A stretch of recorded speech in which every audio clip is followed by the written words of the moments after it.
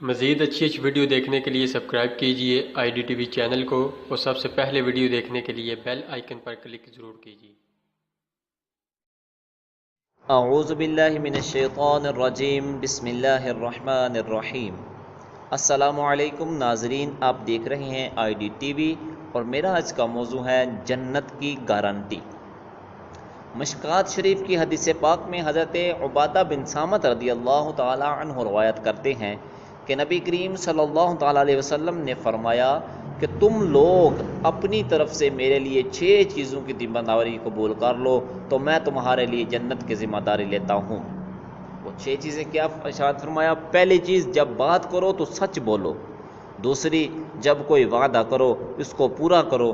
تیسری، جب کوئی امانت تم کو سونپی جائے تو اس امانت کو ادا کرو۔ چوتھی، اپنی شرمگاہوں کی حفاظت کرو۔ پانچویں، اپنی نگاہوں کو نیچی رکھو۔ اور چھٹی، اپنے ہاتھوں کو ہر ظلم و معصیت سے روکے رکھو۔ حضور صلی اللہ تعالیٰ علیہ وسلم کو اللہ تعالیٰ نے جوامع الکلم کا معجزہ عطا فرمایا ہے۔ حضور صلی اللہ علیہ وسلم کے الفاظ و کلمات دیکھنے میں تو بہت ہی مختصر ہوتے ہیں، مگر وہ اپنے دامنوں میں اتنے کثیر معانی و مطالب کا خزانہ رکھتے ہیں کہ گویا ایک کوزہ میں پورا سمندر سمایا ہوتا ہے۔ چنانچہ اس حدیث میں بظاہر تو کل 6 ہی چیزیں مذکور ہیں، مگر یہ 6 چیزیں ایسی ہیں کہ اگر انسان ان پر مکمل طور پر سے عامل ہو جائے تو وہ 6000 بلکہ 6 لاکھ بلکہ تمام گناہوں سے بچ جائے گا اور تمام نیکیوں کا خزانہ اس کے نامہ اعمال میں جمع ہو جائے گا۔ مثلا پہلی چیز کہ زبان سے سچ کے سوا کچھ نہ بولنا۔ ظاہر ہے کہ زبان تمام قولی گناہوں کا منبع اور تمام قولی عبادتوں کا سرچشمہ ہے۔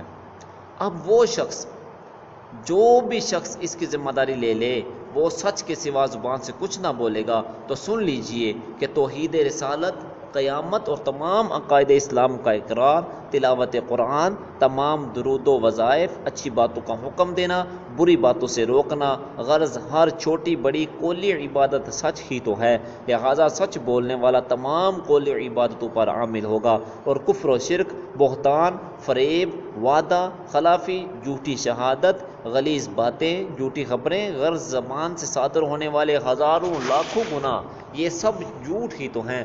تو غور کر لیجئے، ایک سچ بولنے کا عہد کر لینے میں تمام قولی عبادتوں کے کرنے اور تمام قولی گناہوں سے بچنے کی گارنٹی ہے۔ اور دوسرا، وعدہ پورا کرنا، یہ بھی ایک عمل ایسا ہے کہ اس کے اندر ہزاروں نیکی کرنے اور ہزاروں گناہوں سے بچنے کی ضمانت ہے۔ ظاہر ہے کہ بندوں کا وعدہ 2 قسم کا ہے، ایک اللہ سے وعدہ، ایک مخلوق سے وعدہ۔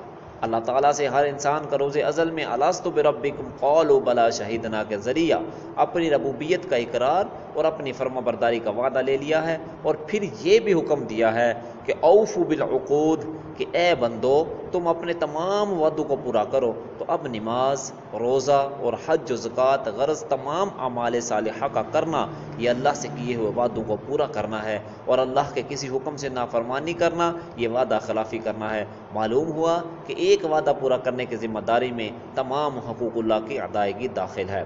اسی طرح مخلوق سے وعدہ پورا کرنے میں مخلوق کو راحت پہنچانا، اس کی حاجتوں کو پورا کرنا، مومنوں کا دل خوش کرنا، غرض ہزاروں نیک کام اس کے ضمن میں ہو جاتے ہیں، اور وعدہ خلافی میں مومنوں کی اظہار ثانی، ان کی حاجتوں کو روکنا وغیرہ وغیرہ، سینکڑوں ہزاروں مفاسد و معاصی جمع ہو جاتے ہیں۔ اسی طرح اور شرمگاہ کی حفاظت میں زنا، لواطت اور ان کے دواعی وغیرہ سے بچنا، اور جائز طریقے سے صاحب اولاد ہونا۔ اگر خداوند قدوس نیک و صالح اولاد عطا فرما دے تو وہ ماں باپ کے لیے دنیا و آخرت میں بہتری کا سامان ہے۔ اسی طرح خدا کی حرام کی ہوئی چیزوں سے نگاہ نیچی رکھنا، اس میں سینکڑوں نیکیوں پر عمل اور سینکڑوں گناہوں سے بچنا ہے۔ بزرگوں نے فرمایا کہ آنکھ دل کا جروکا ہے، نگاہ پڑنے ہی سے دل میں نیکی یا بدی کا خیال آتا ہے، پھر دل اگر سدھرا تو سارا بدن سدھرا، اور دل اگر بگڑا تو سارا بدن بگڑا۔ اب سمجھ لیجئے کہ خدا کے محارم سے نگاہ نیچی رکھنے میں کتنی نیکیوں پر عمل اور کتنے گناہوں سے بچت ہو جاتی ہے۔